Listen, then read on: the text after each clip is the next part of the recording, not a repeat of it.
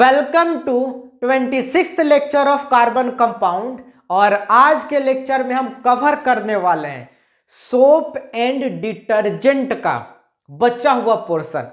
और आप सभी लोगों ने अगर प्रीवियस लेक्चर देख रखा होगा तो वहां पे आप लोग पकड़ लेंगे कि प्रीवियस लेक्चर में हम लोगों ने सोप के बारे में डिटेल्ड डिस्कशन किया था। तो बचता हमारा क्या है इस टॉपिक में? तो इस टॉपिक में हमारा बचता है डिटर्जेंट। तो यहां पे हम लोग डिटर्जेंट के बारे में पढ़ेंगे और डिटर्जेंट का ये लेक्चर काफी छोटा होने वाला है क्योंकि सोप और डिटर्जेंट एक दूसरे के भाई हैं और सभी के कुछ ना कुछ कैरेक्टर, कुछ ना कुछ प्रॉपर्टी और क्लीनिंग एक्शन मिलता जुलता है। तो जो चीज हम लोगों ने सोप में पढ़ चुका है, अगर वो सारा चीज अगर यहां पे यूज होता है तो यहां पे फिर से दोबारा पढ़ने की कोई जरूरत नहीं है। यहां पे हम सिर्फ वही चीजों को पढ़ेंगे जो चीज सोप को डिटर्जेंट से डिफरेंशिएट करता है, यानी दोनों के बीच में जो डिफरेंसेस है, जो सोप और डिटर्जेंट को अलग अलग दिखाता है, उन्हीं सारे टर्म के बारे में पढ़ेंगे। जो सिमिलरिटी है वो ऑलरेडी हम लोगों ने पढ़ चुका है। तो अगर हम बात करें डिटर्जेंट की, और ये लेक्चर इस चैप्टर का लास्ट लेक्चर है और इसके बाद ये चैप्टर पूरा भी हो जाएगा, तो बहुत खुशी भी हो रही है कि ये चैप्टर पूरा होने जा रहा है और आप लोग इसको रिवाइज भी कर सकते हैं शुरू से लेकर लास्ट तक। तो चलिए बकवास नहीं करते हुए अपने टॉपिक पे आते हैं और हमारा टॉपिक है डिटर्जेंट। तो डिटर्जेंट स्टार्ट करने से पहले इसके बड़े भाई सोप के पास चलते हैं। और अगर आपको याद हो सोप के बारे में, तो सोप क्या होता था? सोप हमारा होता था, वो हमारा सोडियम सॉल्ट होता था। और किसका सोडियम सॉल्ट होता था? कार्बोजेलिक एसिड का सोडियम सॉल्ट होता था। वैसे ही हमारा डिटर्जेंट भी होता है, पर ये कार्बोजेलिक एसिड का जो है सोडियम सॉल्ट नहीं होता है। ये हमारा सोडियम सॉल्ट तो होता है पर सल्फोनिक एसिड का। किसका? हमारा जो सोप होता था वो कार्बोजेलिक एसिड का सोडियम सॉल्ट होता था, और जो डिटर्जेंट है ये किसका है? सल्फोनिक एसिड का सोडियम सॉल्ट है। और जैसे वो क्लीनिंग एक्शन देता था पानी में, वैसे ही ये भी हमारा क्या करता है? क्लीनिंग एक्शन देता है। जैसे वहां पे हम लोगों ने दो टाइप के सोप के बारे में पढ़ा था, वैसे यहां पे भी हम लोग क्या करेंगे? दो टाइप के सोप के बारे में पढ़ेंगे। सॉरी, सोप के बारे में नहीं, डिटर्जेंट के बारे में पढ़ेंगे। तो स्टार्ट करते हैं अपने डेफिनेशन के साथ। तो हमारा डेफिनेशन क्या कह रहा है? डेफिनेशन कह रहा है a detergent is the sodium salt of long chain of benzene sulphonic acid. यानी जो बेंजीन होता है, बेंजीन सल्फोनिक एसिड, या आप बोल सकते हैं सल्फोनिक एसिड। बेंजीन से आप लोग बहुत ज्यादा फैमिलियर नहीं होंगे, और अगर देखना हो कि बेंजीन क्या होता है तो हम पढ़ाए हुए हैं अनसेचुरेटेड साइक्लिक कंपाउंड में। कहां पे पढ़ाए हुए हैं? नीचे जाके लेक्चर प्लेलिस्ट में देखिए, अनसेचुरेटेड साइक्लिक कंपाउंड का जहां पे नेमिंग हो रहा था वहां पे हम बेंजीन के बारे में पढ़ाए हुए हैं। बेंजीन होता है C6H6। क्या होता है? C6H6। यही हमारा क्या होता है? बेंजीन होता है। वैसे इसको बारे में हमको पढ़ना नहीं है, 11th-12th में पढ़ना है। तो ये हमारा जो है सल्फोनिक एसिड का सोडियम सॉल्ट होता है। कौन? डिटर्जेंट। और यही सेम कहानी, which has cleansing property in water. ये पानी के साथ क्या करता है? क्लीजिंग प्रॉपर्टी, यानी साफ सफाई करने में हमको हेल्प करता है। और यहाँ पे दो तरह के हमारा क्या हुआ है? डिटर्जेंट दिया हुआ है 1 और 2 नंबर पे। जैसे हमारा साबुन था, क्या था? साबुन में सोडियम स्टीयरेट होता था और सोडियम पाल्मिटेट होता था। वैसे यहाँ पे क्या है? जो हमारा सर्फ है, डिटर्जेंट है, इसको हम क्या बोलते हैं? ये वाला जो हमारा फॉर्मूला होता है वो होता है सोडियम एंडोडिकाइल बेंजीन सल्फोनेट। अगर कोई आपसे पूछ दे सोडियम एंडोडिकाइल बेंजीन सल्फोनेट, तो आप ये फॉर्मूला लिख दीजिएगा। वैसे पेपर में पूछता नहीं है इतना लंबा चीज, बस आपको याद रखना है कि हाँ दो टाइप का होता है। और दूसरा हमारा क्या होता है? Sodium n dodecyl sulphate. यानी ये दो टाइप का हमारा क्या होता है? सर्फ होता है, जिसमें से ये वाला हमारा क्या है? कॉमन डिटर्जेंट है, सबसे ज्यादा यूज होने वाला है, कॉमन डिटर्जेंट है। और ये भी डिटर्जेंट बनता है लेकिन ये ज्यादा यूज में नहीं आता है। तो ये वाला जो हमारा है सोडियम एंडोडिकाइल बेंजीन सल्फोनेट, ये कॉमन होता है और इसको आपको तो याद करना ही पड़ेगा।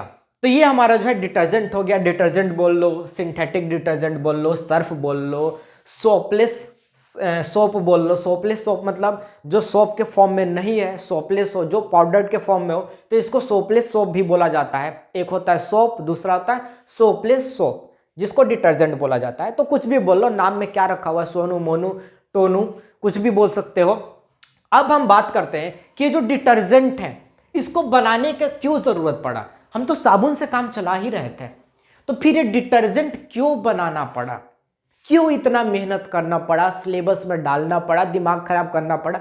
मेरा नहीं, तुम लोगों का, क्योंकि पढ़ना तो तुम लोगों को है। अभी रट्टा मारोगे, पेपर में पूछेगा डिटर्जेंट क्या होता है, सोप और डिटर्जेंट के बीच में डिफ्रेंशिएट करने के लिए देगा, वहाँ पे आपका दिमाग खराब होगा।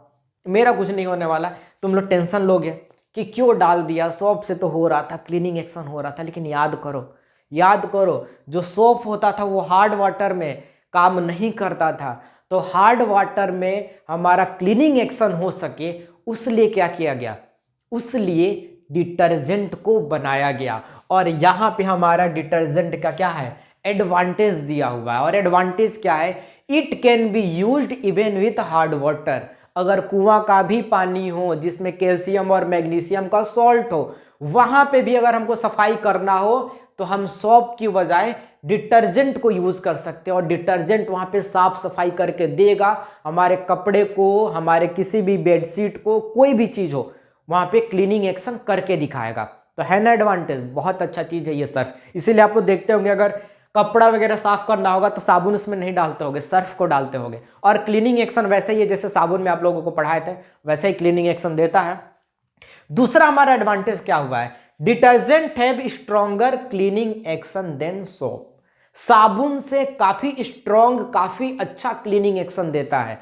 जहां पे कुछ भी जिद्दी दाग नहीं छोड़े वहां पे डिटर्जेंट को डालो, जिद्दी दाग को क्या करेगा, लात मार के भगाएगा, तुरंत जिद्दी दाग निकल के भाग जाएगा। तो अगर जिद्दी दाग सताए तो डिटर्जेंट को अपनाएं। सोचो कितना अच्छा है, प्रचार एडवर्टाइजमेंट का एक लाइन बन गया। अगर अभी टीवी कंपनी वाला देखता तो हमको उठा के लेके चला जाता।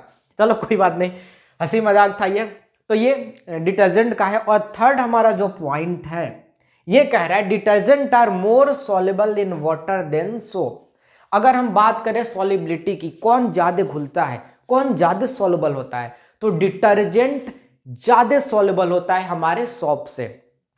अब आप सोच रहे कि सर कितना अच्छा चीज है, तो देखो जो चीज जितना अच्छा होता है उसका कुछ ना कुछ एडवांटेज होता है और कुछ ना कुछ डिसएडवांटेज होता है। तो अभी आप लोग जो है डिटर्जेंट का एडवांटेज देखें, अभी हम आपको डिटर्जेंट का डिसएडवांटेज भी दिखाएंगे। और फिर एक बहुत ही इंपॉर्टेंट सा क्वेश्चन सोप एंड डिटर्जेंट के बीच में डिफरेंस करके दिखाएंगे। तो जल्दी से, उसके पहले आप लोग इसको जल्दी से स्क्रीनशॉट करें, नोट कर ले, फिर हम लोग चलते हैं इसके डिसएडवांटेज और डिफरेंसेस पे। तो अभी तक तो हम लोगों ने डिटर्जेंट के बारे में बहुत अच्छी अच्छी बातें की, उसके एडवांटेज के बारे में देखा। लेकिन अब वो घड़ी आ चुकी है जहां पे हम लोग देखेंगे कि इस डिटर्जेंट का डिसएडवांटेज क्या हो सकता है। और बहुत ही भयानक डिसएडवांटेज होता है, सुन के दिमाग खराब हो जाएगा, कितना भयंकर डिसएडवांटेज भी हो सकता है। तो अगर डिसएडवांटेज की बात करें तो हमारा पहला डिसएडवांटेज ये है, some of the detergent are not biodegradable that cause water pollution। यानी जो हमारा डिटर्जेंट होता है, डिटर्जेंट का कुछ ग्रुप होता है, यानी सभी डिटर्जेंट नहीं, कुछ डिटर्जेंट का ग्रुप, वो क्या होता है, वो पानी में जब जाता है तो पानी में जो पाए जाने वाला डिकम्पोजर है उसको डिकम्पोज नहीं कर पाता है। यानी डिकम्पोजर हमारे डिटर्जेंट को डिकम्पोज नहीं कर पाता है। और जब डिकम्पोज नहीं होता है तो हमारे पानी में वैसे ही प्रेजेंट होता है डिटर्जेंट, वो सड़ गल के खत्म ही नहीं होता है, वो इकट्ठा होना शुरू हो जाता है। और जैसे जैसे इकट्ठा होगा हमारा क्या होगा, पहले हमारे आसपास का पानी जो है वाटर पॉल्यूशन से ग्रसित होगा। फिर वो पानी अगर रिवर तक जाता है तो रिवर हमारा क्या होगा, पॉल्यूटेड हो जाएगा। और उसमें जितनी भी मछलियां होंगी वो मछलियां धीरे धीरे मरना शुरू करेंगी। तो ये हमारे इन्वायरमेंट के लिए बहुत ही खतरनाक है। कौन खतरनाक है, जिसकी तारीफ में हम लोग कसीदे पढ़ रहे थे, ये होता है डिटर्जेंट, वो होता है डिटर्जेंट, ऐसा होता है डिटर्जेंट, वो डिटर्जेंट ऐसा भी होता है। यानी हर इंसान के अंदर इसी के जैसे अगर इंसान की भी बात किया जाए तो हर इंसान के अंदर बहुत अच्छाइयाँ भी देखने को मिलेगी, और जितनी अच्छाई देखने को मिलेगी उतने ही इंटेंसिटी में बुराई भी उसके अंदर मिलेगी। और आपको देखना है कि आप अच्छाई देखते हो कि बुराई देखते हो, सिर्फ कि दोनों देखते हो और फिर सोचते हो और समझते हो। तो अधिकतर लोग या तो किसी के अच्छाई से प्रभावित होते हैं या किसी के बुराई से। बहुत कम ही लोग होते हैं जो न्यूट्रल होके उसके अच्छाई को भी अप्रिसिएट करते हैं, उसके बुराई को भी अप्रिसिएट करते हैं और समझ पाते हैं उसकी अच्छाइयों को और उसके बुराइयों को। तो चलो, यहाँ पे तो कोई मोरल साइंस की क्लासेस नहीं चल रही हैं, पर बीच बीच में ऐसा होते रहता है। तो यह हमारा क्या है, डिसएडवांटेज है।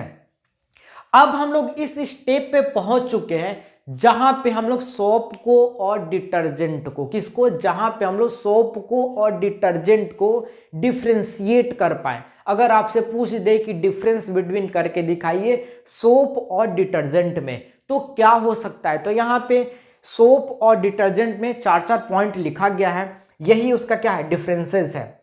तो फर्स्ट डिफरेंसेस ये है जो कि आप सभी लोग जानते हो, जो हमारा सोप होता है वो कार्बोजेलिक एसिड का सोडियम सॉल्ट होता है। किसका सोडियम सॉल्ट होता है, कार्बोजेलिक एसिड का। और जो डिटर्जेंट होता है वो बेंजीन सल्फोनिक एसिड का, किसका, बेंजीन सल्फोनिक एसिड का जो है सोडियम सॉल्ट होता है। दोनों ही सोडियम सॉल्ट होता है, ये कार्बोजेलिक एसिड का और ये सल्फोनिक एसिड का।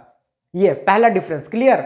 अब अगर हम सेकेंड डिफरेंस की बात करें तो ये होगा कि जो हमारा सोप होता है वो हार्ड वाटर में जो है क्लीजिंग एक्शन नहीं दे पाता, यानी किसी भी चीज को क्लीन नहीं कर पाता है। पर अगर हमारा डिटर्जेंट है तो वो गंदे पानी नहीं, हार्ड वाटर में भी जिसमें कैल्शियम और मैग्नीशियम का सॉल्ट प्रेजेंट हो, वहां पे भी क्लीनिंग एक्शन देता है और बहुत अच्छे तरीके से देता है।